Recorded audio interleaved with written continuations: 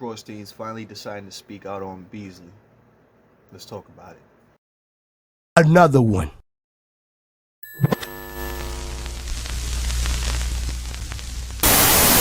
Battle Booth is half a gang on the low.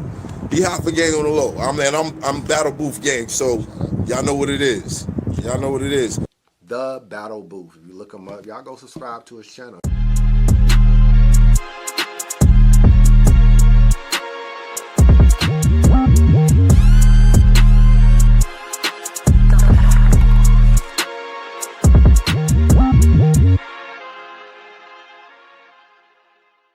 Yo, you already know what it is, man. It's your boy Joe coming at you live and direct from the Battle Booth. If you're not subscribed, make sure you subscribe, you heard? Let's jump right into this, man. All right. So, the story with Brizz Rawsteen. Brizz Rawsteen keeps running, keeps ducking. This is what's going on, right? Or at least this is what everybody is being made out to believe. Why? Because Brizz Rawsteen is not coming out and speaking on his behalf. He's not coming out talking about what's going on. Until now, bro. Until now. It seems as if though Brizz Rawsteen is realizing that he needs to come out and speak on the situation, bro. It's seeming like Brizz Rawsteen is realizing that if he doesn't come out and speak on a given situation, this picture is gonna stick to him. You know what I'm saying? Like this narrative, it's this word that everybody in the world is using right now. This narrative is gonna stick to him that he's ducking or that he doesn't care about his fans or that this, that, and the fifth, right? So it seems as if though Brizz Rawsteen is realizing that and at least put out a tweet that helps us to figure out and navigate what's going on with Brizz Rawsteen when it comes to Brizz and Mook and them battling. What he said was, Beasley be lying. There it is. That's the tweet right there. But not only that, right? After that tweet, Brizz Rawsteen responded to a couple of comments in his comment thread. And it seemed that it sounded as if though Brizz Rawsteen was thinking about getting onto a platform or getting onto somewhere to actually tell his story and to actually speak on what is happening. And Brizz, if you decide to do that, bro, I completely 100% respect it, bro. I completely 1,000,000% respect it if you do decide to get on the platform to speak your truth. Because saying Beasley's lying, I mean, that's a little bit of a like a shock, or like, you know what I mean? But if you can sit there on camera and you can back up what you're saying, whatever it is, you know what I'm saying, your experience, then you know that might you know change the perception or the perspective of a lot of people, you know what I'm saying, when it comes to your situation with URL and Beasley. Now, part of the story was that Brizz Rawsteen, right, was actually one of the people that was the aggressor in trying to get this battle. So part of the story, right, is that Brizz Rawsteen was actually trying to get this battle. So unlike a lot of us think that Brizz Rawsteen is ducking or whatever the case is, Brizz Rawsteen is actually one of the people that was trying to get in contact with URL or whoever it is to communicate, to make sure that things are going as they're supposed to be going, to maybe get his contract sooner than whatever the case was, right? This is how Brizz supposedly is this is what he's experiencing on his end. You know what I mean? That he's trying to get a contract. So maybe, just maybe, I mean, if Brizz decides to speak on it, it might just turn out that maybe that was done intentionally. You know what I'm saying? Maybe it was intentional. The fact that there was a lack of communication, the fact that there was no contract up until 3 weeks before the battle, the fact that all these things were happening, right? Maybe it was done intentionally. Who knows? Here's why I would think that. From this point forward, this is just a little bit of speculation. That's it. Just a little bit of speculation from this point forward. What I've been saying is pretty much facts. Brizz Rawsteen came out. Beasley is accusing Beasley of being a liar. You know what I'm saying? He didn't explain to us exactly why. We just know that that's the case as of right now. Hopefully, Brizz Rawsteen decides to come onto a platform and give us more detail as to why Beasley's a liar. You know what I'm saying? Maybe it was the announcement or the flyer that Beasley and URL put out that said that Brizz backed out in the 11th hour.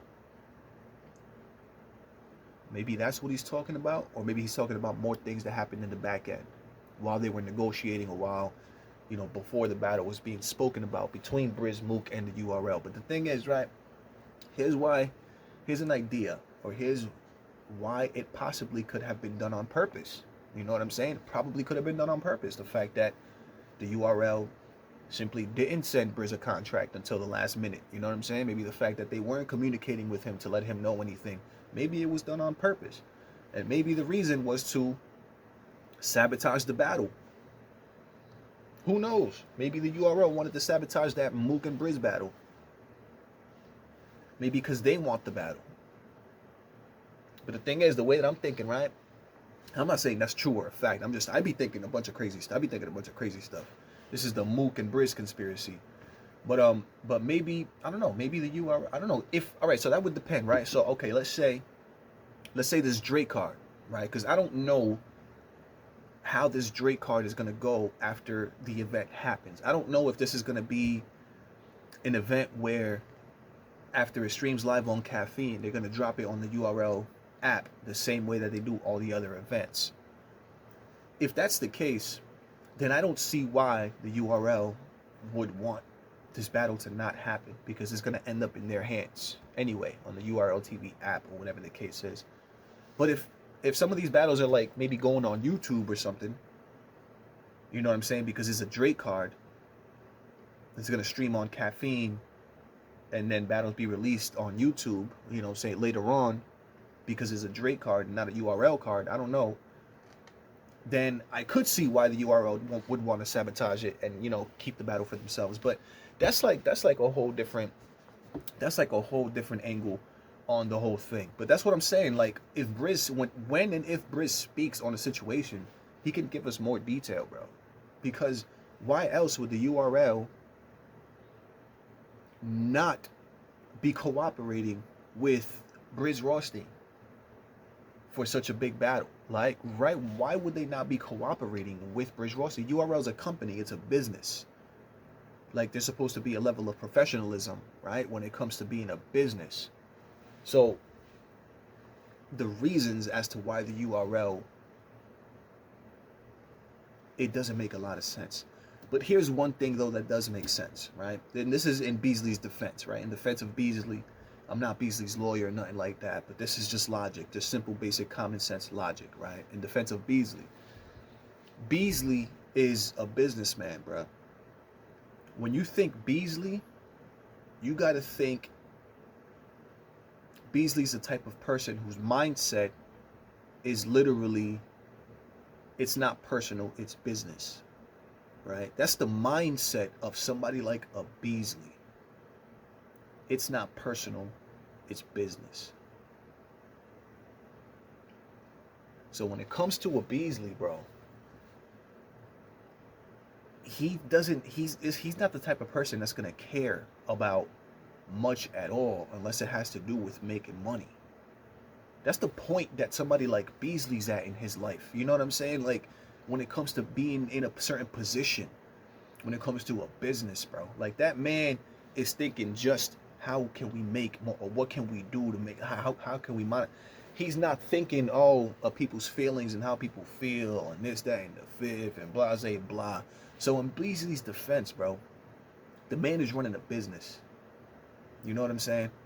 And it's like, when you're running a business, there's gonna be things that you're forced to do. You know what I'm saying? You kind of have to do things that you don't want to do, and there's gonna be all these types of decisions that you're gonna have to make. You know what I mean? That ultimately make you look a certain way, right? Or give people a certain perception of you. You know what I'm saying? Like, for example, if Beasley didn't want to book somebody for whatever the reason is, doesn't matter. But let's just say he wasn't going to make as much money by booking one battler as he is by booking another. The person who's not getting booked is going to be mad and upset at Beasley, right, for not booking him. God damn, Beasley didn't book me. Fucking Beasley didn't book me. Beasley's Funhouse didn't book me. All right? But Beasley's thinking, word, I made the best choice because we're going to make more money from booking this person here who's going to make us more ticket sales at the door. But the person who didn't get booked, though, right, from their perspective, they're like, oh, he's the worst. But But Beasley being a businessman, right, and doing his job and what he has to do what's better for the company, right? That's what he's having to do now. So it becomes bigger than Beasley, or it becomes bigger than him at a certain point. But even then though, like, this is why I'm glad that, Brizz actually at least put out a tweet, because this tells me that he's thinking about speaking on this situation. Chris Unbiased even went under there. He was like, yo, untold truth? Question mark? I was like, oh, a whole untold truth for this? Let me know what y'all think, man. You already know what it is. It's